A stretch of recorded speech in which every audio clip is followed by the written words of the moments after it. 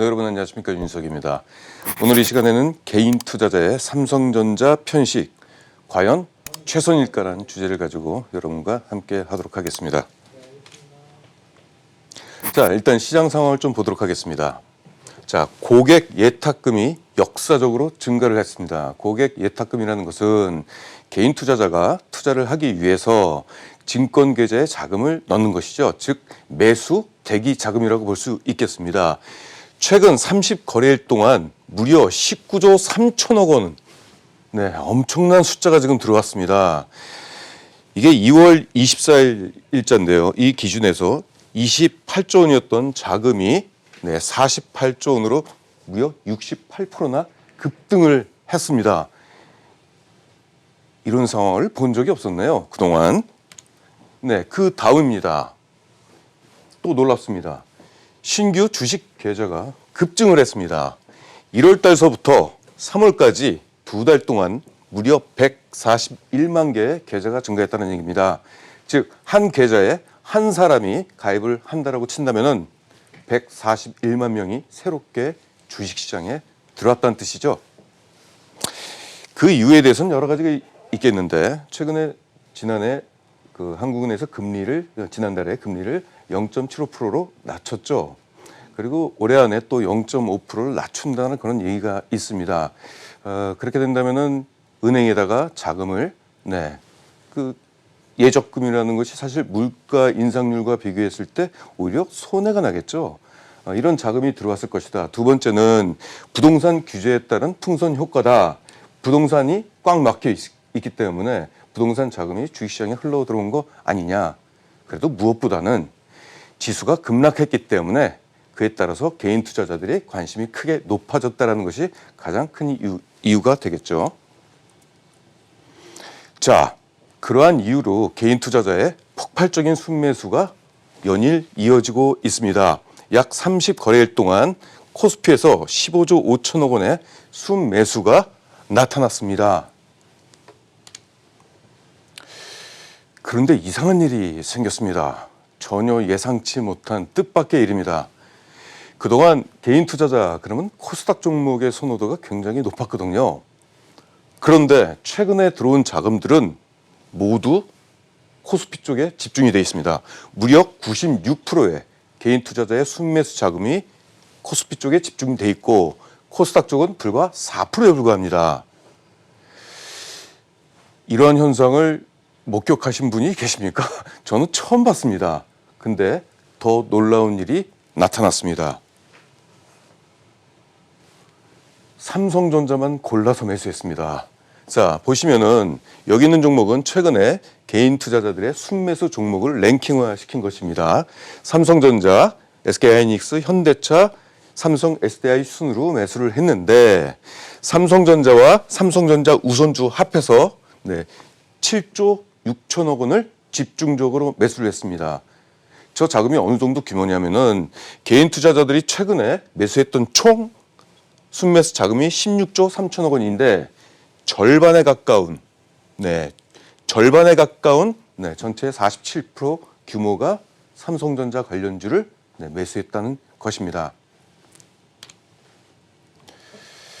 자, 그러면 삼성전자 매수 이유가 뭘까? 일단 주가 급락을 활용해서 대한민국의 대표 성장 기업인 삼성전자를 저가에 매수하겠다는 니즈가 가장 강했겠죠. 두 번째로는 최근에 계속적으로 반복적으로 노출이 되고 있는 4차 산업혁명, 그리고 5G, 그리고 언택트 등 반도체 관련된 성장에 대해서 기대심이 높기 때문에 삼성전자를 매수한 게 아니겠느냐, 이렇게 판단할 수가 있겠습니다.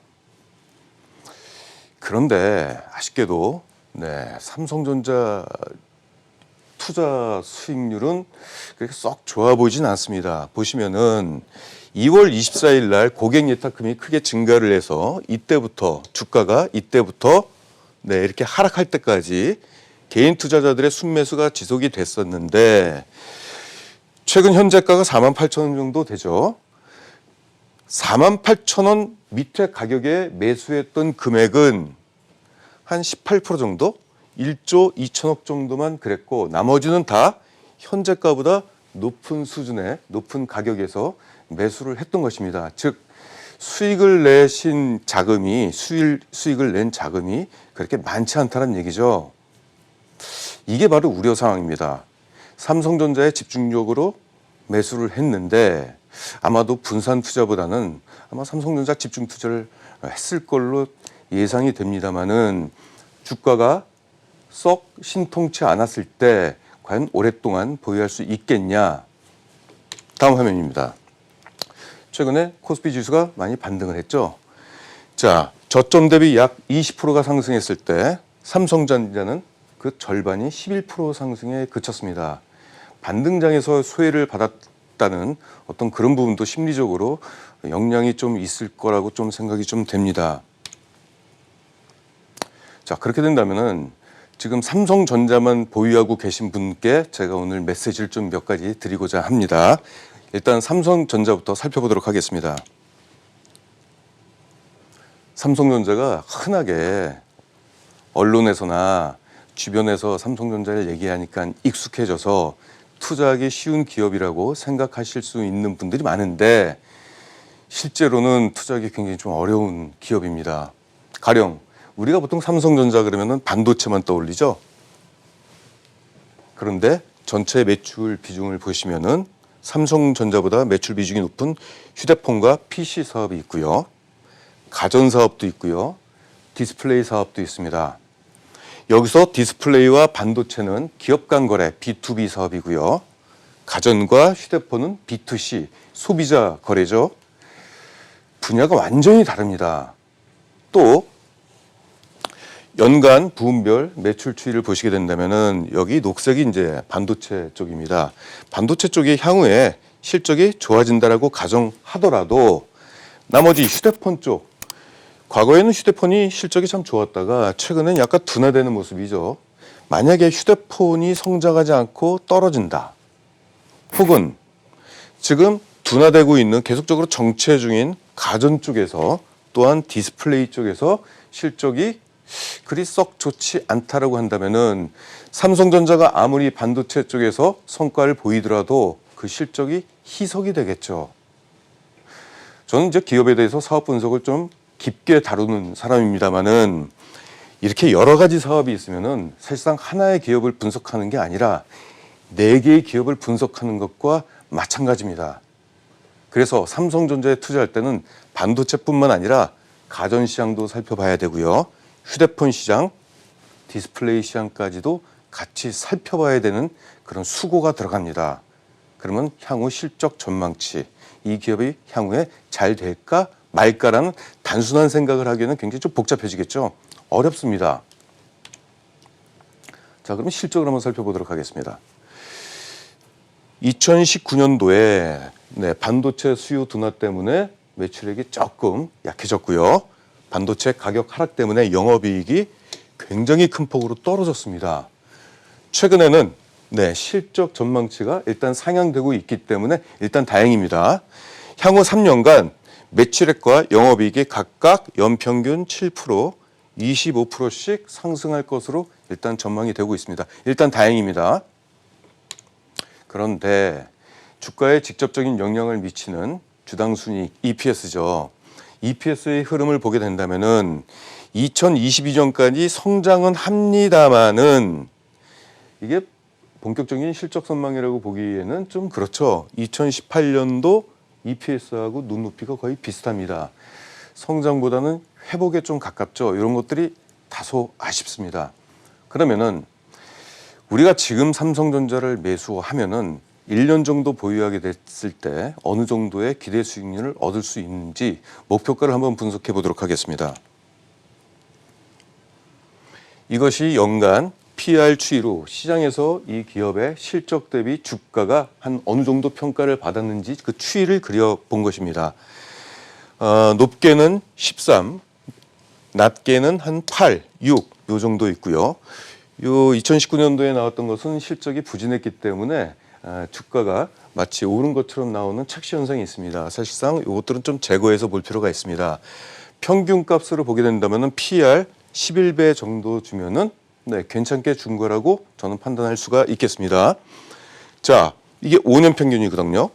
그러면은 2021년도 추정 PR은 8.2입니다. 목표 PR 11배까지 올라간다라는 가정에서 볼 때는 기대 수익률이 34%입니다. 어떻습니까? 최근처럼 역사적으로 지수가 하락한 상황에서 저가 매수를 하기 위해서 들어왔는데 1년 이상 보유 기대 수익률 34%.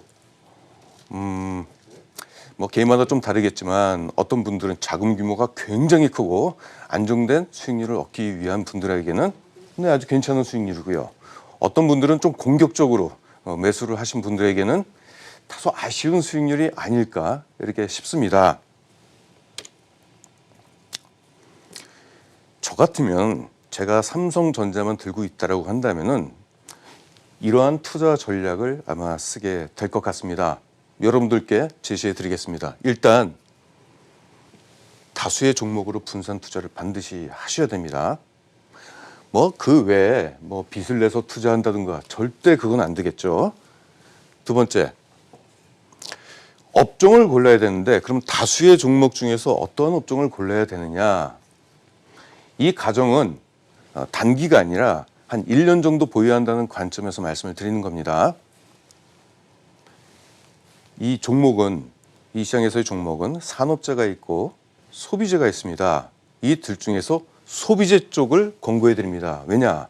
산업재는 1년 뒤에 그 산업이 다운사이클로 갈 수도 있기 때문에 그럴 경우는 굉장히 피곤해지거든요.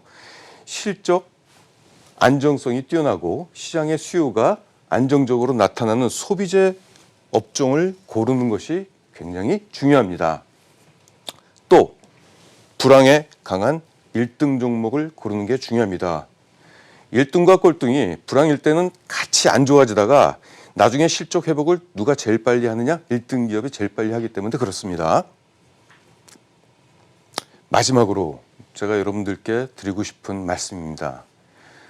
아까도 잠깐 말씀드렸지만 지금 앞으로 이제 경제 지표가 나빠지고 기업들의 실적이 이제 불확실성이 좀 가중되는 상황에서는 어떤 종목이 주가가 많이 오르고 어떤 종목이 실적이 좋아질지를 고르는 것보다도 실적이 안 좋아지는 종목을 고르는 게 오히려 더 쉬워지는 장세가 됩니다.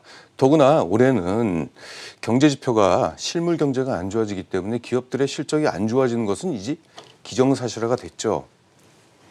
지금 최근에 이제 시장에서는 코로나19에 의해서 비대면 서비스 이런 얘기가 많이 나오고 있죠. 인터넷, 게임주 이런 종목에 관심을 두자라고 얘기를 많이 하고 있는데 사실상 그런 기업을 한 1년 정도 보유했을 때 기대할 수 있는 수익률은 그렇게 썩 높지가 않습니다. 코로나19에 의해서 하락한 장세에서 가장 싸게 살 수 있는 종목을 고르는 것이 중요하죠. 자, 그럼 어떤 종목이 가장 싸겠습니까? 바로 코로나 피해주입니다. 다시 한번 정리하자면은 코로나 피해주 중에서 1등 종목, 업종의 1등 종목입니다. 그리고 소비재 이런 종목을 다수의 분산 투자를 하게 된다면은 높은 기대 수익률을 얻을 수 있습니다. 이제부터 그 관련된 종목을 한번 살펴보도록 하겠습니다. 대표적인 피해주입니다. 강원랜드. 강원랜드가 최근 2달 동안 문을 닫는다라고 들렸습니다. 2달이면 굉장한 실적의 영향을 좀 받게 되겠죠. 이 기업의 평소 주당 순이익입니다. 한 요 정도 이렇게 나타나고 있어요. 2019년도에 사서 2021년도에까지 보유하게 된다면 주당 순이익이 약 20% 정도 상승할 것으로 전망이 되고 있습니다. 2021년도 실적은 그냥 평년 실적이라고 보면 되겠죠. 실적이 성장한다는 것도 아니고 평균적으로 카지노에 출입하는 그 수요에 맞게끔 평균 그냥 실적입니다. 그럴 경우에 이 2011년도의 실적을 2021년도의 실적이 이 PR로 적용을 하게 된다면 PR 9.9배로 어떻습니까? 낮아지게 되는데 역사적인 저평가입니다. 다시 말씀드리겠지만 2020년도 실적은 없다라고 치고 2021년도에는 카지노 수요가 항상 안정적으로 나오기 때문에 그 실적이 반영이 되면은 네, 이렇게 역사적 저점에 도달하게 된다는 거고, 목표 PR은 과거의 시장에서 평가를 받았던 중간값으로 정해서 PR 18배를 잡았습니다. 합리적인 수치라고 생각을 합니다. 고점도 아닌 저점도 아닌 네, 달성 가능한 수치라고 보고 있습니다. 그렇게 됐을 때 1년 보유 기대 수익률은 무려 81%가 됩니다. 다음 종목입니다. 제일기획, 광고 회사도 코로나 피해줍니다. 이런 불황에서는 기업들이 광고를 하지 않죠. 광고 효율이 떨어지기 때문에요. 신제품이 나오더라도 뒤로 미루고, 최근에는 뭐 영화도 개봉일을 뒤로 미룬다라고 합니다. 따라서 광고 회사 같은 경우는 네, 2020년도 실적 부진이 예상이 됩니다. 그런데 중요한 것은 광고 회사는 이런 현상이 있어요. 실적이 가다가 떨어지면은, 불황 때문에 떨어지면은 그 불황이 사라지고 난 뒤에, 즉 코로나가 소멸되게 된다면은 네, 광고 수요가, 이연 수요가 발생돼서 더 높은 성장을 나타낸다라는 것입니다. 만약에 제일기획이 올해 실적이 만약에 안 좋다, 여기까지가 아니라 만약에 이렇게 떨어진다라고 한다면은 그 다음에 실적이 높아지는 현상이 나타난다는 것입니다.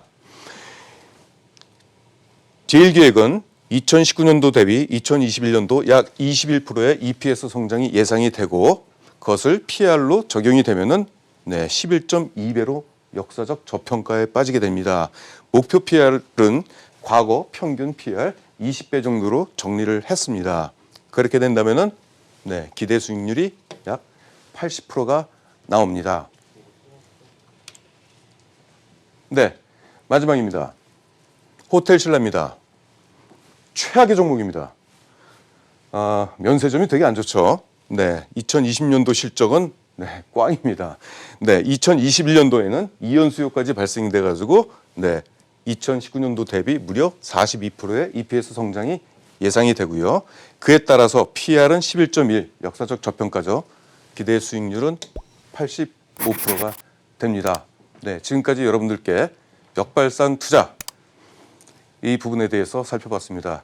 오늘 10시 30분에 와우넷에서 공개방송에서 나머지 종목에 대해서 여러분과 함께 하도록 하겠습니다.